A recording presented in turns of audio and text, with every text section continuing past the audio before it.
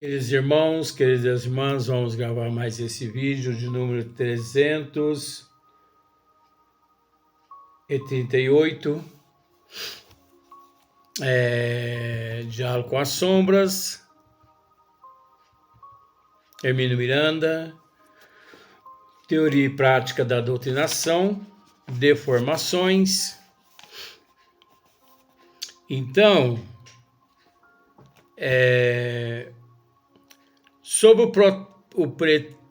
a pretensão de imunidade incontestáveis, dificilmente temos oportunidade de endividar-nos tão gravemente, errando apenas contra nós mesmos.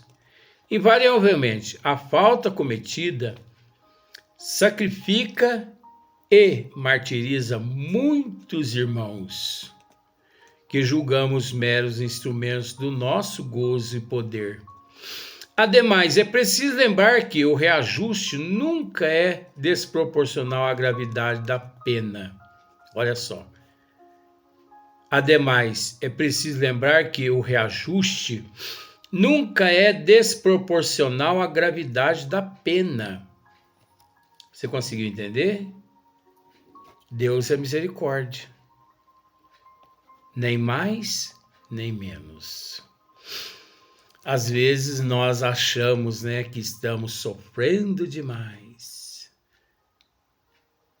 que já não aguentamos mais. Mas depois descobrimos que não passávamos por quase nada. Tudo era desespero. Porque quase sempre é assim, né? Quando a gente está com uma dor, parece que tudo fica alterado. Você já parou para observar isso? Quando a gente está com dor, parece que tudo fica alterado. E o mais interessante que a alteração, ela se dá em nós. Mas é interessante também dizer que parece que naquele dia as pessoas que estão erradas, o trânsito que está errado, a gente nunca consegue dizer assim: hoje eu estou 100% errado. A gente tem o costume de dizer que os outros que não estão bem. Eu tenho esse hábito comigo. Tem dia que eu digo assim: seria bom nem ter saído da cama hoje. A gente é assim, né? Então, ademais, é preciso lembrar que o reajuste nunca é desproporcional à gravidade da pena. Então, meu bem, se você matou um, você vai responder por um. Você não vai responder nem por menos e nem por mais. Essa é a misericórdia divina. E a pena é sempre compatível com o grau de consciência com o qual praticamos a falta. O que equivale a me dizer também, meu bem, que eu preciso explicar isso aqui. E desproporcional à gravidade da pena, e a pena é sempre compatível com o grau de consciência com o qual praticamos a falta. Você precisa se preparar, está preparado. Quantos milhões de seres nós sabemos que depois de 1000 anos de delitos, preparados no plano espiritual durante 1000 anos, ou nesse vai e vem através da reencarnação, se prepararam para depois o resgate coletivo com relação àquele fator. Então sempre é assim. Não que Deus nos castigue como um pai severo e frio, mas é que a nossa consciência exige de nós a reparação. É a consciência nossa que exige de nós a reparação. Não é Deus. Eu disse há um tempo aqui, um amigo meu falou para mim assim, isso é um absurdo. Isso é um absurdo. Que absurdo, meu amigo. Você disse num vídeo que Deus não cura ninguém. Muito menos Jesus. Bezerra de Menezes e Eurico Barçanufo, ninguém cura ninguém. Nem médio de cura ninguém. Pois eu não entendo, Luiz. Você disse ainda que se Deus curar, ele deixa de ser Deus. Se Jesus curar, ele deixa de ser Jesus. Eu só ouvi na pessoa. Mas eu conheço muitos médios que curaram muitas pessoas aqui na Terra. Pois eu também conheço. Mas você disse que Deus e Jesus nunca curou ninguém. Mas, meu amigo, eu estou dizendo para você que muitos médios aqui na Terra curou e cura igual Deus, igual Jesus. Como assim? O cara caiu o queixo. Preste atenção. Nunca que os médios curam a alma do paciente. Os mentores, juntamente com o efeito físico do médio, eles manipulam todos os medicamentos que restaura por mérito, por fé do paciente a saúde física, dando-lhe uma oportunidade de que ele possa se redimir. É uma segunda chance que a providência divina lhe concede. Então, médio de cura nunca que curou a alma de ninguém. Os médios de curas, eles auxiliam os mentores a restaurar, a restituir a saúde física, que vai ao médico, passa pelos exames e não consta nada lá nos exames, porque ele foi curado fisicamente. Mas a doença na alma e no perispírito continua, meu bem. Cabendo a ele trabalhar a tua moral, o teu caráter, a benevolência e a indulgência, porque caso contrário a doença ela pode retornar através da reincidência, recidiva ou incidência 10 vezes mais forte. E toda doença, quando ela retorna, ela leva o caboclo lá para a terra dos pés junto, porque encontra a pessoa enfraquecida. Deus e Jesus, meu bem, eu disse para ele, também cura corpos físico e não moral, e não alma. Porque alma, moral, é o indivíduo que, mediante aquela nova chance que a providência divina está lhe concedendo através do seu mérito, ele trabalha a autocura. Porque o dia que Deus curar a alma de alguém, ele deixa de ser Deus, porque ele agindo dessa forma, ele vai contra as próprias leis dele. Você conseguiu entender?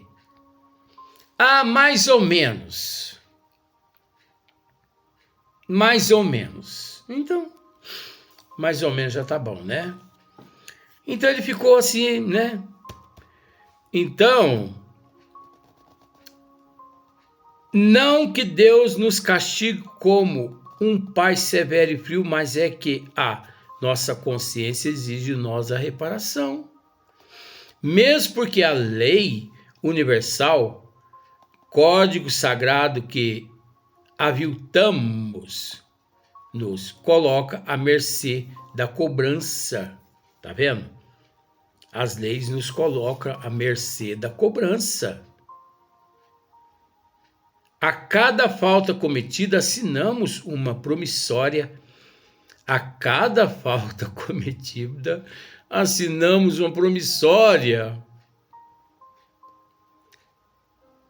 inexorável que um dia vencerá e nos será apresentada para resgate. É a mesma coisa, meu bem. Você vai à loja e compra uma geladeira por 10 prestação, vence do dia primeiro. Dia primeiro vence. O que você tem que fazer? Pagar. E se eu não pagar? Você fica em débito. Mas eu fico em débito até quando? Até quando você quitar o último ceitil, o último centavo. Né? Que um dia vencerá e será apresentada para o resgate. Se tivermos acumulado a moeda limpa do serviço ao próximo, teremos com que pagar, caso contrário, não resta alternativa senão a dor, e podemos estar certos de que não faltará credores que se apresentarão como instrumentos da justiça divina, ávidos antes a oportunidade de se vingarem ou simplesmente de darem aso às suas frustrações lamentáveis. Então você percebe que nunca nos faltará os benfeitores espirituais que nos auxiliam, não é? Mas nós precisamos entender também que existe aqueles nossos credores que, se nós agirmos corretamente, é natural que tudo que nós amealhamos de positivo abate-se na dívida. Caso contrário, nós somos cobrados muito mais.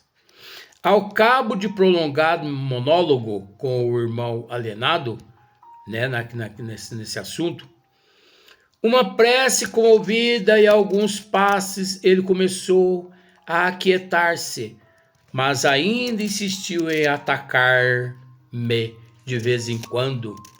Não havia dito ainda uma palavra, mas à medida que se acalmava, começou a reconhecer o ambiente.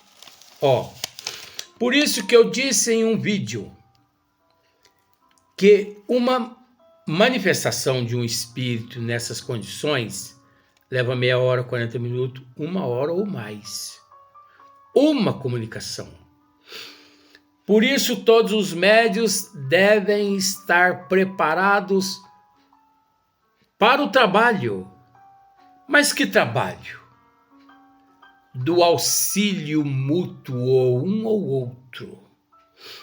Meu bem, médios, se preparem e se entreguem aos mentores e não aos espíritos sofredores, porque os mentores que escolhe você para poder, no teu campo vibracional, auxiliar aquele espírito.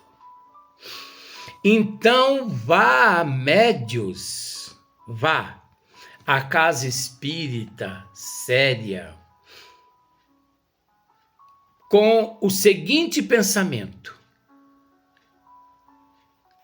estou indo hoje à casa espírita, consciente dos meus deveres, dos meus compromissos, consciente de que me esforcei o máximo que pude para uma melhor disciplina, reconheço que devo me colocar à disposição dos mentores espirituais para que eles me utilizem conforme eles precisarem. e esse me utilize se eles necessitarem de mim na questão de campo vibracional, eu estarei à disposição deles para orar pelos espíritos comunicantes e também para orar para os médios e também para os doutrinadores. Se for preciso, compareço à casa 1 ano, 2 anos, 5 anos, 10 anos, apenas para ajudar no campo da oração. Para mim que tenho conhecimento, o verdadeiro espírita diz assim: orar pelo médium, orar pelo espírito manifestante, orar pelo grupo homogêneo, orar pelo doutrinador, orar pelo espírito manifestante é tão importante tanto quanto se eu estivesse cedendo meu campo vibracional aos espíritos, porque tudo faz parte da educação mediúnica. Não se educa mediunidade só recebendo espírito, como se diz. Não se educa mediunidade só recebendo espírito. Educa mediunidade através da disciplina, da pontualidade, da responsabilidade, do compromisso, da benevolência, da indulgência, da paciência, do conhecimento, do caráter, do amor, da solidariedade uns para com os outros. Educa-se dons mediúnicos em casa, paciência com a família, paciência na rua, paciência no trabalho, paciência com a família, paciência com os amigos, paciência em tudo. Não deixa de ser um desenvolvimento, não deixa de ser um trabalho de autoeducação. Não é a mediunidade que precisa ser educada. Médiuns.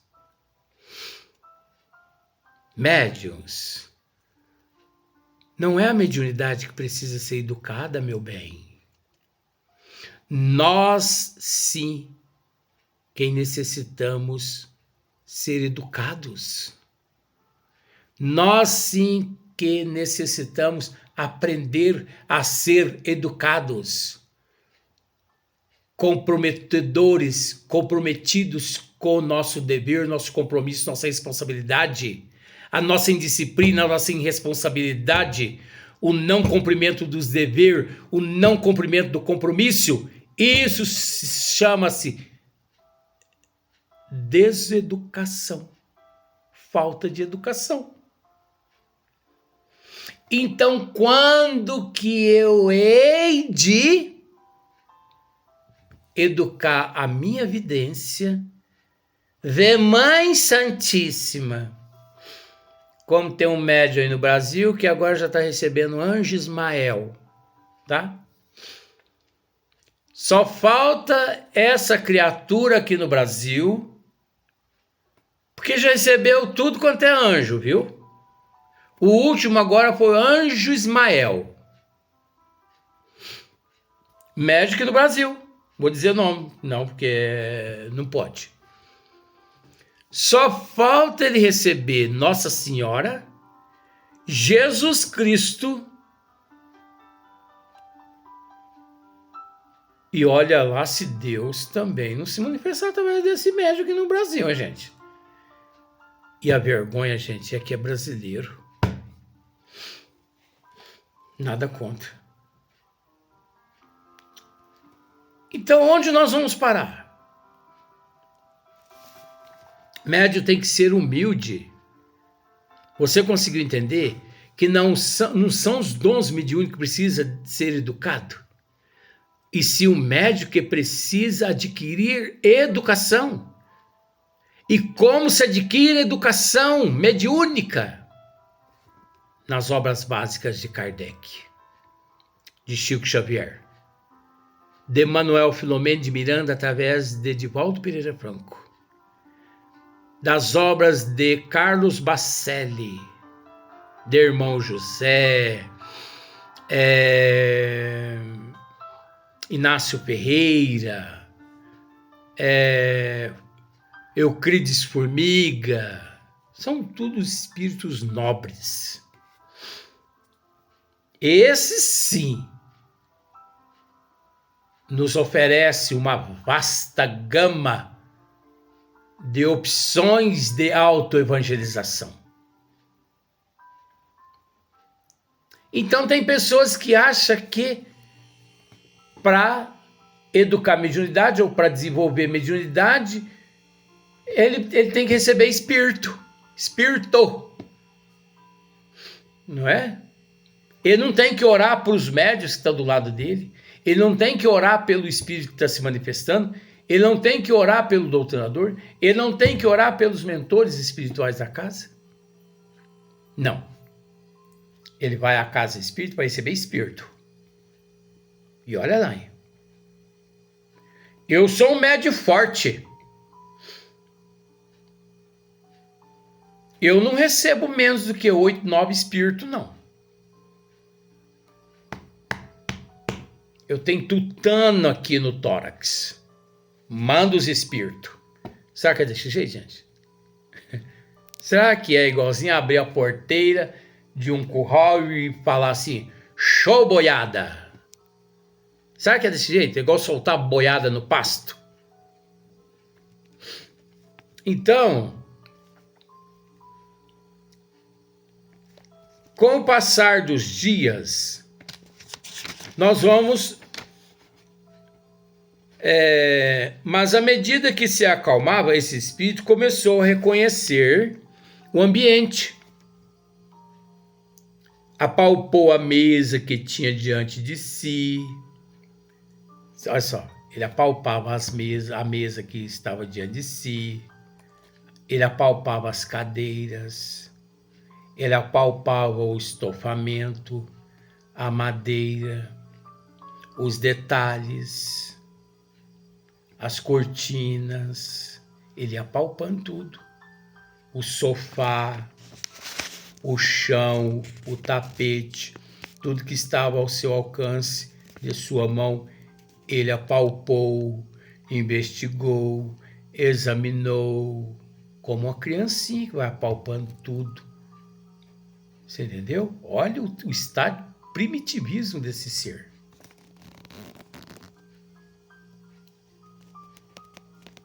Então, examinou pacientemente, ele explicando o que era cada coisa que ele tocava. Parece que ele esteve encerrado em alguma caverna escura por tempo que não sei estimar, porque ele tateava as coisas como se fosse uma pessoa cega. E lá perdeu a visão e o senso das coisas. Estava ainda apavorado. O médium realmente queixava-se de uma terrível sensação, desculpe, de medo, pouco antes da incorporação desse espírito, que é natural. As vibrações do campo vibracional do médium, 2, 3, 4, 5 horas antes dos trabalhos mediúnicos, o médium já entra em contato já com as energias desses espíritos. Então olhava para trás como se tentasse surpreender algum carrasco. A certa altura parece que alguém o chicoteia violentamente, pois ele se contorce e grita desesperado. Aos poucos, porém, vamos transmitindo a ele uma sensação de segurança e calma. Digo-lhe que ele foi retirado de lá e que está agora numa sala limpa e não vai mais voltar para a sua prisão. Hermínio foi conversando com ele através do médium. Então isso aqui demorou minutos e minutos e minutos. Não sei se vai narrar aqui. Mas presta atenção para você ver nessa comunicação de um ser na condição de zoantropia ou de licantropia, ou um fauno. Veja bem. Insistimos nos passes e ao cabo de muito tempo ele pareceu ter readquirido a forma humana e começou a conferir suas mãos, o rosto, o corpo, mas ainda não conseguia enxergar. É isso aqui que eu não concordo.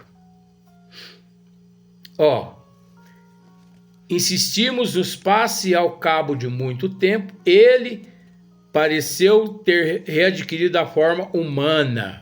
Readquirir a forma humana num trabalho mediúnico de desobsessão, a primeira vez que ali o espírito comparece, gente, me perdoe, mas isso é impossível. Então, mesmo aqui, eu consigo perceber influência pessoal do médium. É o médium que já está ali exausto, cansado daquela pressão oprimindo o teu peito, que ele também o próprio médium ele começa a ceder de tanto sofrimento que ele, você entendeu? De tanto sofrimento que ele ali nele se encontra. Então o médium começa a ficar exausto. E o médium começa a ficar exausto também. Porque o espírito ele não se redime numa só reunião mediúnica, não. Mas vamos para frente. E começou a conferir suas mãos, o rosto, o corpo, mas ainda não conseguia enxergar. Tudo bem. Conferir o rosto, conferir as mãos é uma coisa. Agora, recobrar a forma humana é outra questão aqui. Não confunda não, tá, meu bem? Passou mão diante dos olhos para testar, de pé ao lado do médium, orei fervorosamente com uma das mãos sobre os seus olhos e a outra na nuca. Enquanto fazia isso, ele procurava me reconhecer, também pelo tato apalpando-me as mãos, o braço, a cabeça, o rosto. Isso é possível, sim. O ambiente estava tenso de emoção, o desejo de servi-lo, e creio que por isso realizou-se mais uma vez o suave milagre do amor.